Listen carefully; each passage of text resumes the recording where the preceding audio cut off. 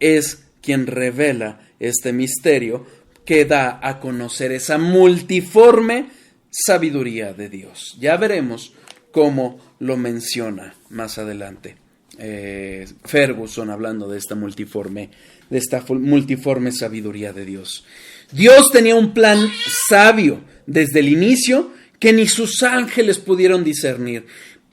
Es que a mí me impresiona cómo a veces tratamos con cierta indiferencia el hecho de la encarnación de Cristo.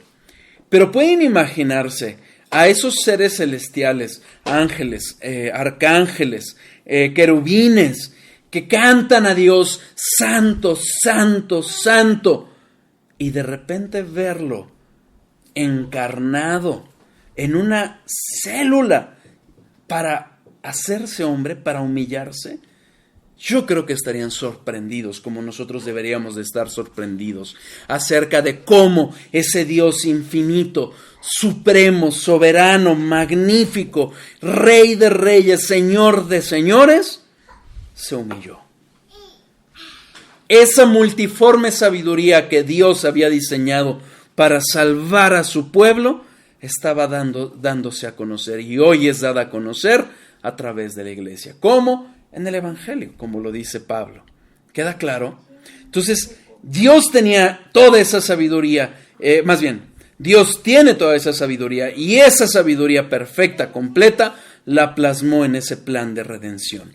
Un plan que Dios diseñó desde antes de la fundación del mundo. Lo leímos hace unos momentos en el capítulo 1, versículo 4. Según nos escogió en Él, en Cristo, desde antes de la fundación del mundo. Como lo dice Pedro también. Primera de Pedro 1:20. Ya destinado desde antes de la fundación del mundo, pero manifestado en los postreros tiempos por amor de vosotros. Desde antes de la fundación del mundo, Dios había diseñado todo a su perfección. Aún en el caso de Cristo, vemos que todo lo que se hizo, todo lo que tuvo que pasar, todo eso que sufrió, lo sufrió como el mismo Pedro lo narra en Hechos 2, Hechos capítulo 2, versículo 23. Vamos a leer desde el 22. Varones israelitas, oíd estas palabras. Jesús Nazareno, varón aprobado por Dios entre vosotros con las maravillas, prodigios y señales que Dios hizo entre vosotros por medio de él, como vosotros mismos sabéis. A este, entregado por el determinado consejo y anticipado conocimiento de Dios, prendisteis y matasteis por manos de inicuos crucificándole. Ninguna sorpresa, ningún fracaso como algún hereje dijo que era el Vía Crucis, sino un perfecto, sabio, completo plan de Dios. ¿Para qué? Para rescatar a su pueblo. ¿Por qué? Porque Dios es sabio. Si lo sometemos a nuestro pobre entendimiento, a nuestra pobre inteligencia, podremos ver N defectos y pensar que a veces Dios se equivoca, que la existencia del mal, bla, bla, bla. Pero la verdad es que Dios, en su perfecta sabiduría, hizo todo. Y lo determinó todo como debería de acontecer. Fue un plan sabio y eterno, como dice MacArthur. Tomar al judío y al gentil, al varón y a la mujer, al esclavo y al libre, y hacerlos uno con el Padre, el Hijo y el Espíritu Santo. El propio Pablo mencionó estas palabras en forma semejante. Gálatas 3, versículo 28. No sé por qué confunde capítulos con versículos. Gálatas capítulo 3, versículo 28.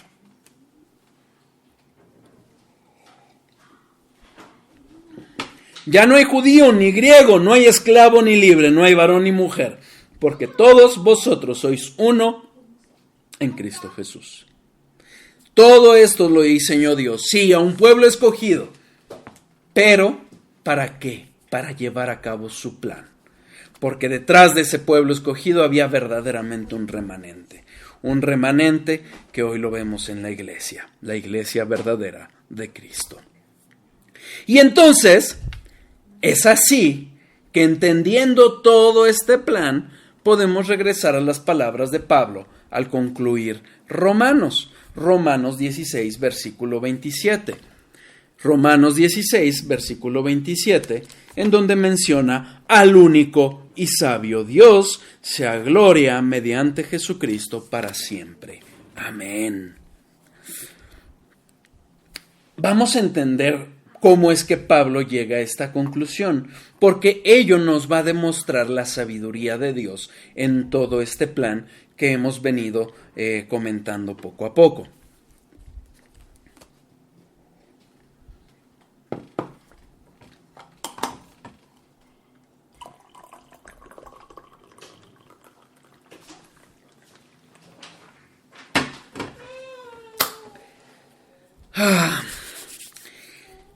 He aquí que Él es el único y sabio.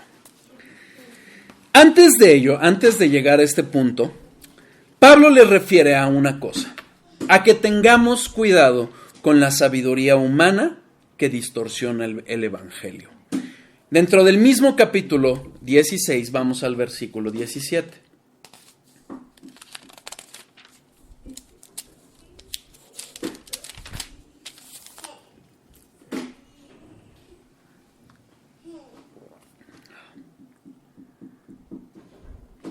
Fíjense.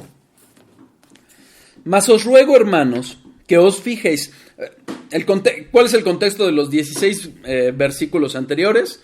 Es la salutación. Tiene explicación y tiene su razón de ser, no solo histórica en el hecho de que es una carta histórica real a personas reales, sino que también tiene cosas que estudiarle y entenderle. Pero no me detengo en ello. Pueden darle una ojeada nada más para ver a quiénes se dirige, pero realmente vamos al versículo 17. Mas os ruego, hermanos, es decir, a los creyentes en Roma, que os fijéis en los que causan divisiones y tropiezos en contra de la doctrina que vosotros habéis aprendido, que os apartéis de ellos.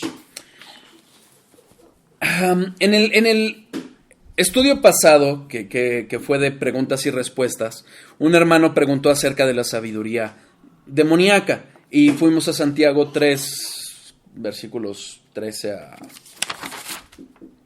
a 22, no, perdón, 13 a 18, y entendíamos algo que va de la mano con esto. Fíjense, tengan cuidado con aquellos que causan divisiones y tropiezos en contra de la doctrina que vosotros habéis aprendido y que os apartéis de ellos. Les he mencionado en otras ocasiones como muchas veces cuando nosotros, ya sea que salimos de iglesias carismáticas, pentecostales, y por la gracia de Dios vamos hacia la doctrina reformada, hay gente que nos califica de soberbios, de divisionistas. Y sí, somos divisionistas, pero no divisionistas del cuerpo de Cristo, sino que se divide la verdad de la mentira, la verdadera iglesia de la iglesia que solo se dice cristiana de nombre. Hay gente que sí distorsiona la doctrina y habla, por ejemplo, de los judaizantes, ¿no? Que dicen, es que no se dice Jesús, se dice Yeshua, y tiene que haber liberaciones, y si tú no hablas lenguas no eres hijo de Dios, y una serie de barbaridades que no vienen de la palabra de Dios, y son esos que se apartan de la verdadera y sana doctrina que nos enseña la palabra de Dios para causar divisiones en el cuerpo de Cristo, ¿ok?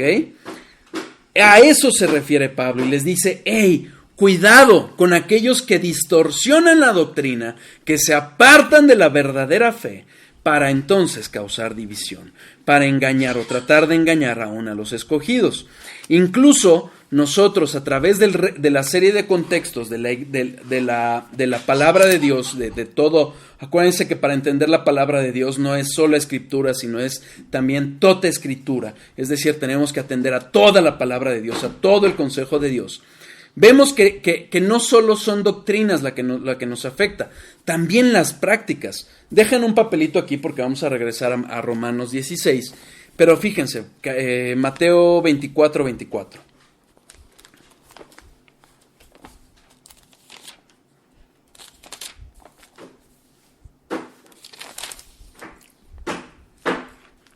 Hablando de las señales que acompañarán el fin del mundo, fíjense lo que dice Cristo.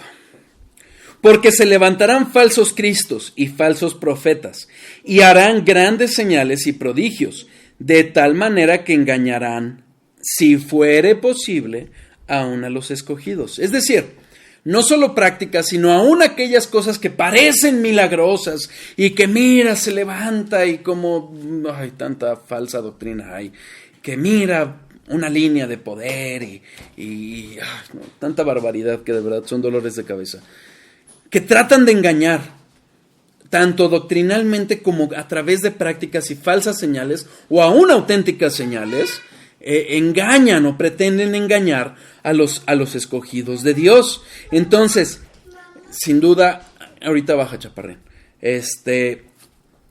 tenemos que cuidarnos de esos falsos maestros, de esos falsos profetas, de esos falsos cristos. ¿Y qué es lo que dice Pablo? Tengan cuidado de esos falsos maestros y mejor perseveren en la fe y en la obediencia. Versículo 19. Perdón. En el versículo 18 nos enseña Pablo que aún esos falsos profetas, esos falsos maestros usarán bonitas palabras. Fíjense. Versículo 18 del capítulo 16 de Romanos. Porque tales personas no sirven a nuestro Señor Jesucristo, sino a sus propios vientres, y con suaves palabras y lisonjas engañan los corazones de los ingenuos. Algo que nos enseña la palabra y que nos advierte constantemente son los falsos maestros. Y algunas de las características que suelen ser comunes son las suaves palabras. Muchas veces los verdaderos maestros son acusados de que son muy duros, de que le falta gracia, le falta amor. Pero como bien dice MacArthur, las predicaciones suaves, las predicaciones duras, ablandan los corazones. Las predicaciones suaves los endurecen. Entonces, llega el momento que la gente está tan endurecida en sus propios corazones, tan endurecidas en sus propias justicias, que cuando se les predica la verdad dicen, no, te falta amor y eres soberbio. ¿Por qué? Porque prefieren a este tipo de maestros que, como dice Pablo, con suaves palabras y lisonjas engañan. Esas falsas apariencias de piedad son tan comunes. Tú los ves que hasta se encorvan y andan caminando así, todos aparentando bondades y diciendo, los amamos. El verdadero amor va de la mano de la verdad. Y si no va de la mano de la verdad, es pura basura y es puro engaño y es puro odio. Esta gente que pretende crear iglesias tolerantes para los gays, iglesias tolerantes para que las mujeres tengan sus ministerios, no son más que engañadores. Y usando la palabra de Dios, blasfeman contra el autor de la palabra de Dios. Tengamos cuidado con ellos, tengamos cuidado. Otros que pretenden, así como dice aquí Pablo, que no sirven a Cristo, sino a sus propios vientres. Gente que lejos de apuntar a Dios, lejos de apuntar a Cristo, apuntan a sí mismos. Ténganme paciencia, yo los amo tanto que ahora sí estoy estudiando.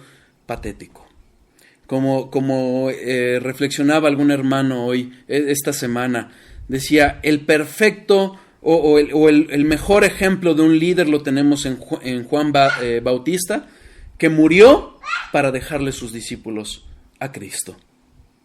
Finalmente, a Él lo apuntó. No son discípulos del pastor, no son discípulos del maestro,